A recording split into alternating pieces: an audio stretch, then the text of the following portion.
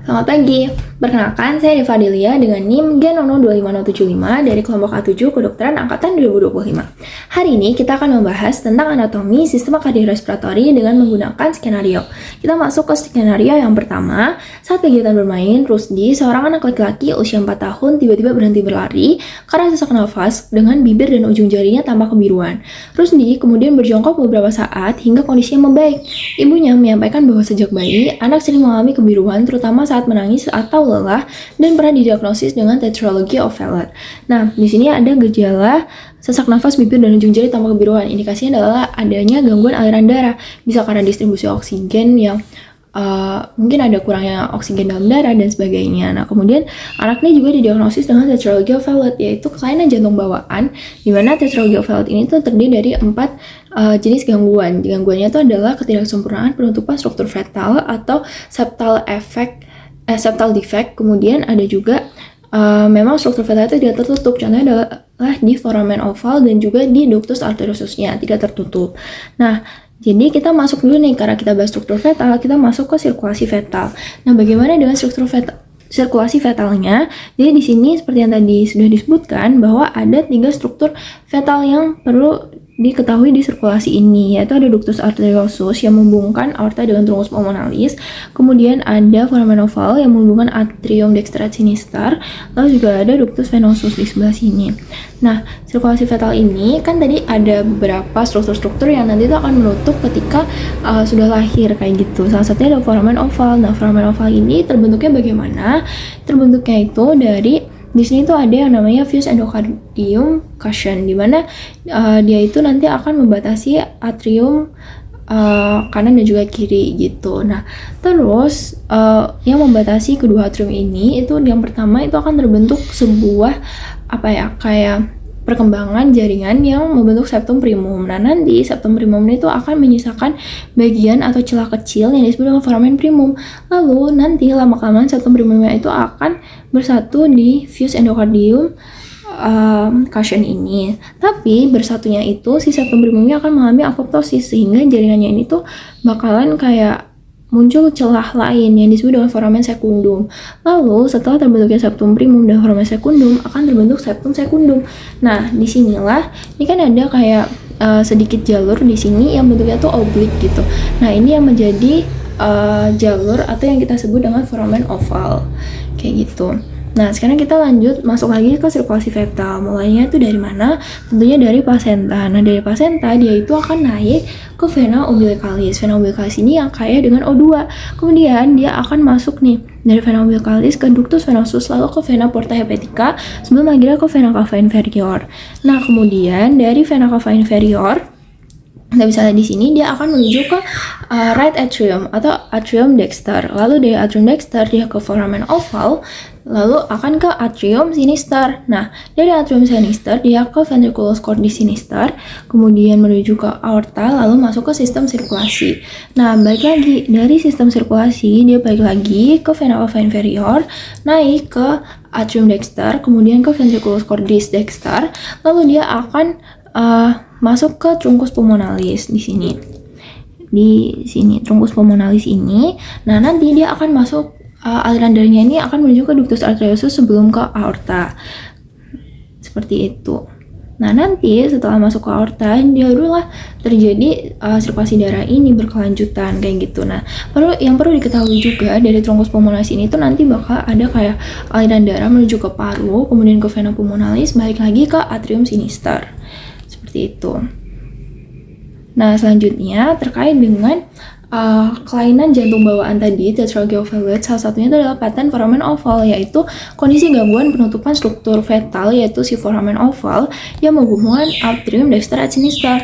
Nah, bagaimana ini bisa terjadi? Jadi kan tadi asal muasalnya foramen oval itu terbentuk ketika ini kan ada celah antara si septum secundum dengan septum primum ini kan. Nah, ini disebut dengan foramen oval. Nah, lama-kelamaan karena ada aliran darah dari atrium dexter ke atrium sinister, lama-lama tuh kan darah yang ada di atrium sinister itu jadi tekanannya meningkat. Nah, karena tekanan meningkat dia itu akan menutup si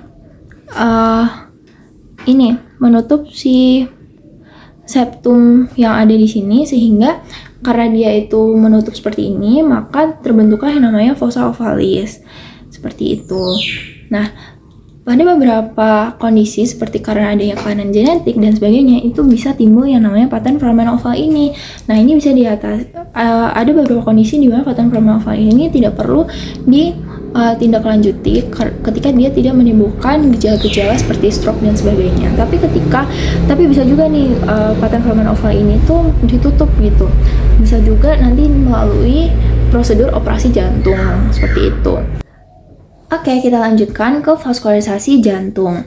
Nah, jadi vaskularisasi jantung kita mulai dari arteri dulu. Core itu divaskularisasi oleh aorta ascendens.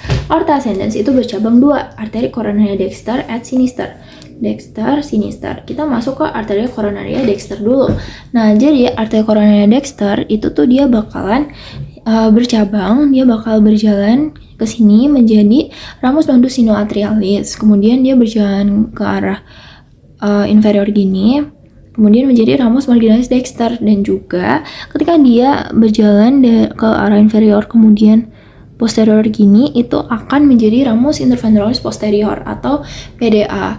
Nah, terus kalau yang arteri coronaria sinister, dia itu bakalan awalnya bercabang dua dulu, jadi ramus circumflexus arteri coronaria sinister dan juga ramus interventriculis anterior atau LAD. Nah, ramus circumflexus ini dia itu akan bercabang menjadi ramus marginalis sinister dan juga ramus interventriculis posterior. Nah, atau PDA gitu. Sedangkan yang LAD itu akan bercabang menjadi ramus lateralis. Nah, inilah kenapa ketika kita bahas soal sirkulasi koroner, itu kan ada sirkulasi seimbang, dominan kiri dan dominan kanan. Nah, pada sirkulasi dominan kiri, si PDA itu tuh tidak divaskularisasi oleh arteri coronaria dexter, melainkan oleh arteri coronaria sinister, karena ya tadi percabangannya itu asal muasalnya dari ramus circumflexus, seperti itu. Nah, kemudian untuk venanya bagaimana? Jadi, vena pada core itu dia kebagi jadi dua muara, yaitu ada sinus coronarius dan sinus venarum cavarum. Nah, untuk sinus coronarius itu menjadi muara dari vena cardiaca parva, vena cardiaca magna, vena cardiaca media, dan juga vena cardiaca posterior. Ini kalau dari sisi anterior kan kayak gini. Nah, ini kalau dari sisi posterior gitu, dari bagian basisnya. Nih, vena cardiaca posterior nih kelihatan di sini. Nah, terus ada juga sinus venarum cavarum, itu menjadi muara dari vena cordis minime. Kalau di gambar ini tidak terlihat yang vena cordis minimenya. Oke, sekarang kita lanjut ke skenario 2. Saat musim hujan, Badi mengeluhkan hidung tersumbat yang berlangsung beberapa hari, disertai nyeri pada daerah pipi yang memberat saat menunduk. Ia juga merasakan lendir kental mengalir ke tenggorokan. Pada pemeriksaan, dokter mencurigai adanya peradangan pada sinus maxillaris yang berkaitan dengan gangguan drainase di meatus nasi medius. Nah, jadi kita bahas dulu nih terkait dengan sinus paranasals. Sinus paranasals atau sinus paranasales itu kebagi jadi 4, yaitu ada sinus frontalis, sinus maxillaris, sinus sphenoidalis, dan juga sinus ethmoidalis. Nih, frontalis yang warna kuning ini, kemudian maxillaris yang warna oranye, lalu ada sinus sphenoidalis yang warna biru, dan juga cellulae ethmoidalis atau sinus ethmoidalis yang warnanya hijau. Nah, terkait dengan sinus paranasals ini, muaranya tuh gimana sih kita bisa taunya? Muaranya itu kita bisa lihat dari dinding lateral cavum nasi. Nah, ini adalah dinding lateral dari cavum nasi. Jadi di cavum nasi itu dia punya 3 kongka, yaitu ada kongka nasalis superior media inferior gitu. Nah, mereka akan membagi menjadi 4 struktur. Yang pertama tuh ada recessus phenoethmoidalis, lalu ada meatus nasi superior, meatus nasi media, dan meatus nasi inferior. Nah, yang pertama dari recessus phenoethmoidalis, dia itu akan menjadi muara dari sinus sphenoidal. Lalu yang meatus nasi superior itu akan menjadi muara dari cellulae ethmoidalis posterior. Lalu kalau yang meatus nasi media, dia itu punya beberapa struktur. Yang pertama itu bisa kita lihat ada bula. Nih, bula ethmoidalis. Bula ethmoidalis ini dia itu akan menjadi muara dari cellulae ethmoidalis yang media. Lalu di bawah bulanya ini ada hiatus semilunaris, bentuknya tuh semilunar. Nah, dia akan menjadi muara dari sinus maxillaris. Nah, kemudian di sisi anteriornya itu bakal ada yang namanya infundibulum ethmoidalis. Dia akan menjadi muara dari sinus frontalis dan juga cellula ethmoidalis anterior. Lalu bagaimana dengan yang meatus nasi inferior? Dia itu akan menjadi muara dari ductus nasolacrimalis. Nah, ductus nasolacrimalis itu akan mengalirkan air mata dari yang namanya saccus conjunctivalis oculi. Jadi ductusnya itu dimulai dari saccus lacrimalis yang ada di dinding anteromedial orbita. Gitu. Nah, terkait dengan struktur sinus maxillaris, tadi kan kalau kita merujuk ke kasus itu dokter mencurigai ada yang peradangan pada sinus maxillaris. Nah, sebenarnya sinus maxillaris ini tuh menjadi struktur yang dia itu sering banget terjadi sinusitis. Nah, kenapa? Kita bisa kembali lagi melihat dari struktur anatomisnya. Kalau kita lihat dia itu kan adanya di hiatus semilunar gitu ya, yang bentuknya tuh kayak gini. Jadi saluran drainasinya tuh tinggi gitu. Karena dia tinggi, ini bakalan rawan cairan itu bisa tergenang di sini. Nah, makanya karena tinggi dan juga ostiumnya tuh kan ini ya, strukturnya tuh kayak rawan untuk terhambat drainasenya. Makanya jadi sering terjadi sinusitis kayak gitu. Nah, sekian untuk pembahasan terkait dengan anatomi sistem kardiorespirasi. Terima kasih.